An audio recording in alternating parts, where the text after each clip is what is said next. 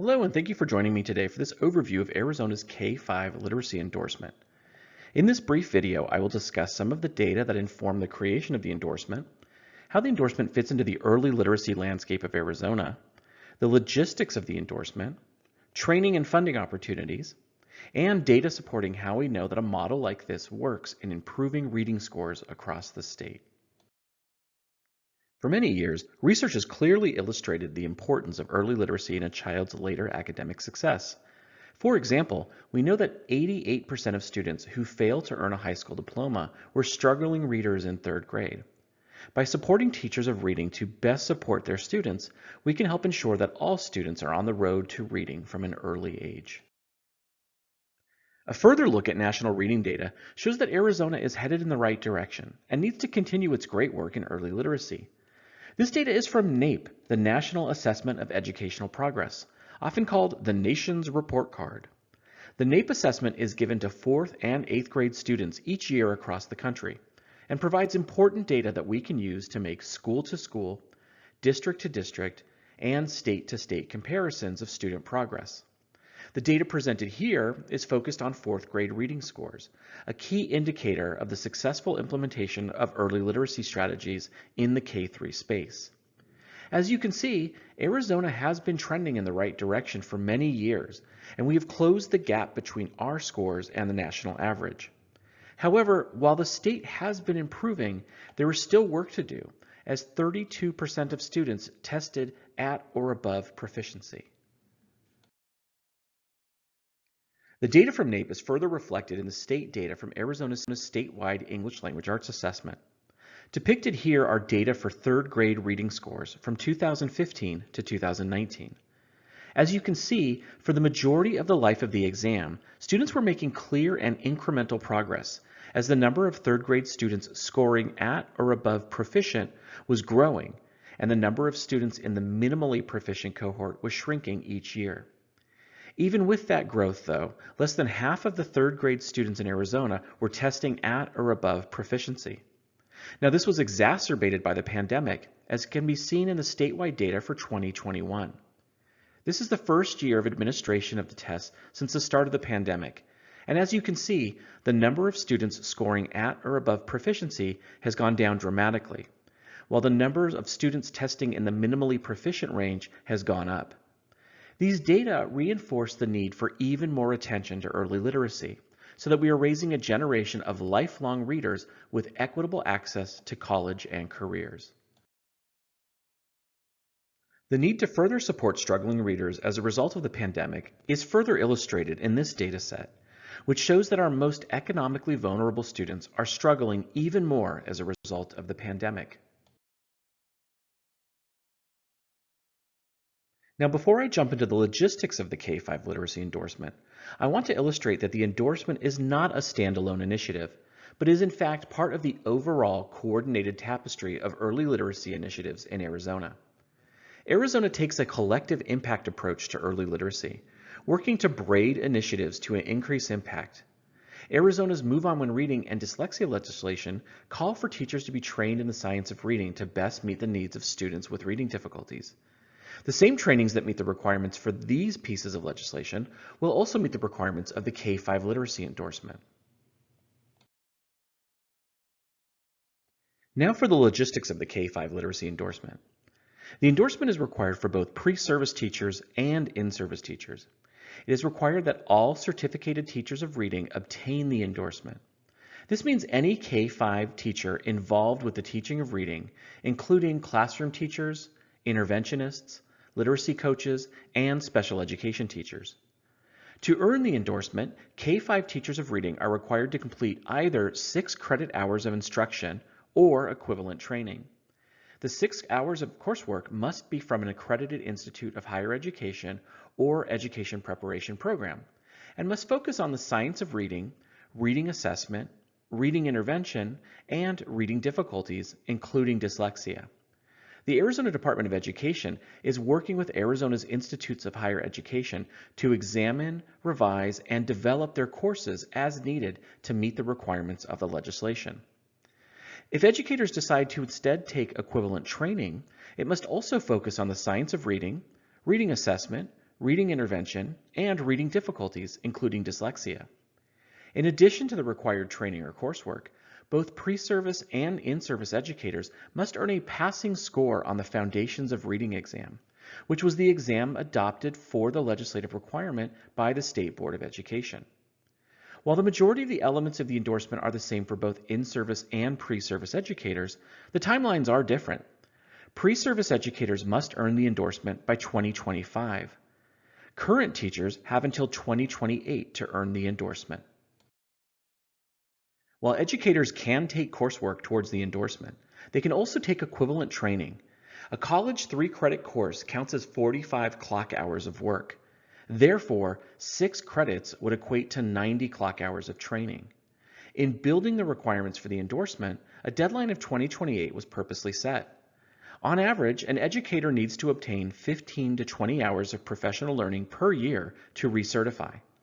If an educator obtains 15 hours of professional learning per year towards the K-5 literacy endorsement, they will complete the requirement by the 2028 deadline.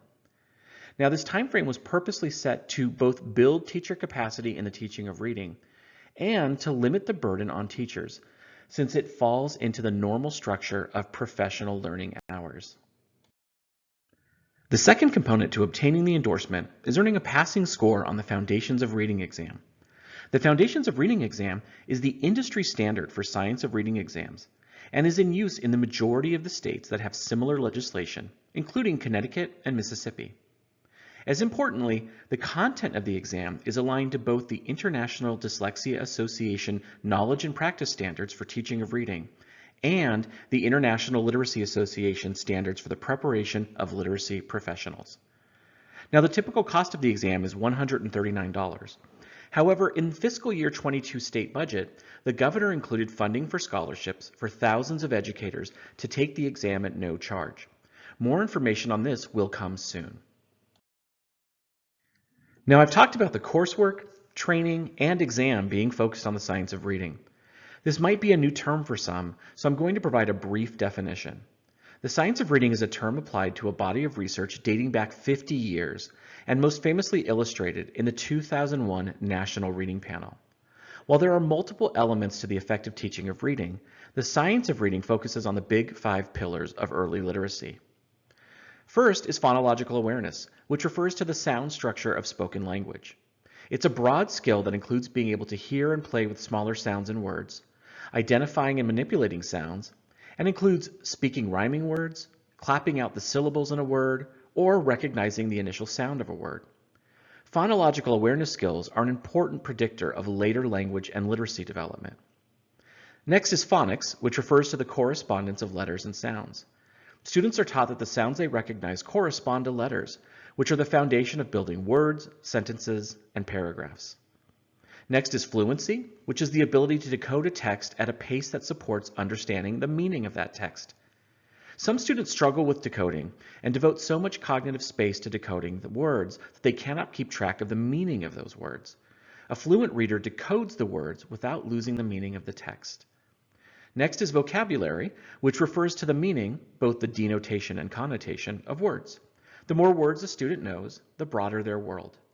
Finally is comprehension, which refers to the understanding of what is being read on multiple levels. This is the goal of reading, the ability to read, discuss, analyze, and engage with a text. Now, I'm sure for most of you these concepts are very familiar, and you are using many or all of them in your teaching of reading. The goal of the K-5 endorsement is to teach educators these concepts and associated practices if they are unfamiliar, or to strengthen their understanding if they already know the science of reading. The key is this is not the next new thing. This is the methodology we know from decades of research and practice is the key to teaching all students to read. Another key element of the required training and coursework is a focus on a balanced literacy assessment system. This ties back to not only the Move On When Reading and Dyslexia legislation we discussed earlier, but also reinforces best practices in providing multi-tiered systems of support. As required by both Move On When Reading and Dyslexia legislation, kindergarten through 3rd grade students are administered a universal literacy screener to determine if they are struggling with age-appropriate reading skills. A child who is identified as struggling is then given targeted diagnostic assessments to identify their specific area of struggle. The student then receives targeted intervention geared to the specific area of struggle, is progress monitored every 2 weeks, and the interventions are adjusted based on the progress of the student.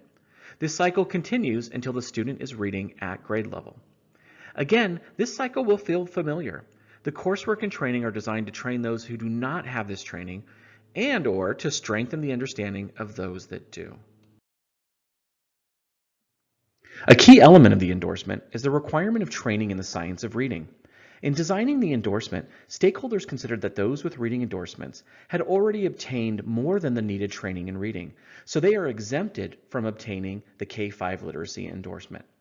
This will actually exempt about 13,000 educators across the state who have already earned a reading endorsement. In designing the endorsement, the goal was to have multiple options for training at multiple price points to meet the needs of educators across the state. To that end, ADE's English Language Arts team has developed the Reading Fundamentals On-Demand Learning Academy.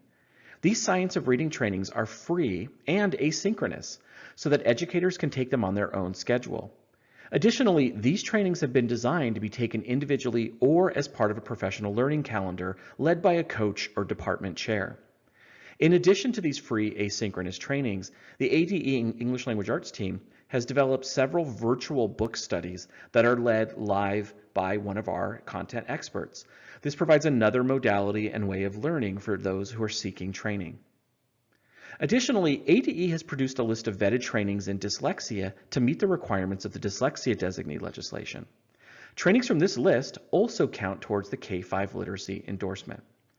This summer, ADE will put forth an RFI to build a larger list of approved trainings that meet the requirements for the K-5 literacy endorsement.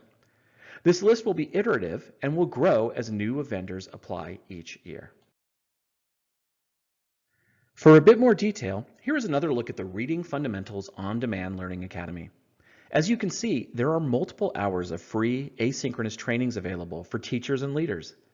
New trainings are added to the list throughout the year, providing educators with even more options for free training in the science of reading. Now, the data shared at the beginning of this presentation emphasizes the need for more support in early literacy, especially given the pandemic. But why the focus on the science of reading? Because we know it works. Beyond the over 50 years of research supporting the science of reading, Mississippi also put similar legislation in place, providing science of reading trainings for their K-5 teachers across the state. As a result of that initiative and their commitment to early literacy, Mississippi has had the fastest growing reading scores in the country for 5 years. Now, beyond the research and example from another state, we also have evidence from our own backyard. In collaboration with Read On Arizona, ADE undertook the Decoding What Works project. For this project, we reached out to schools that had the most growth in their 3rd grade reading scores over the course of the life of the AZ-M2 exam. We selected schools that had tremendous growth and were dealing with challenges such as high poverty rates. We interviewed administrators, teachers, paraprofessionals, parents, and students from these schools, asking them how they achieved their impressive growth. To a school, they reported that one of the key levers in their success was training their entire staff, including their administrators, in the science of reading. This training led them to better understand how to teach kids to read, and especially how to meet the needs of those kids that were struggling. They cited that their administrators also completing the training helped them to become literacy leaders on campus, which contributed greatly to student growth. We know that training teachers and leaders in the science of reading works, which is the heart of this initiative. Thank you for listening to this brief presentation on the K-5 literacy endorsement. For questions and for more information, please reach out to the ADE English Language Arts team. Thank you again for listening and for all that you do to create generations of readers across Arizona.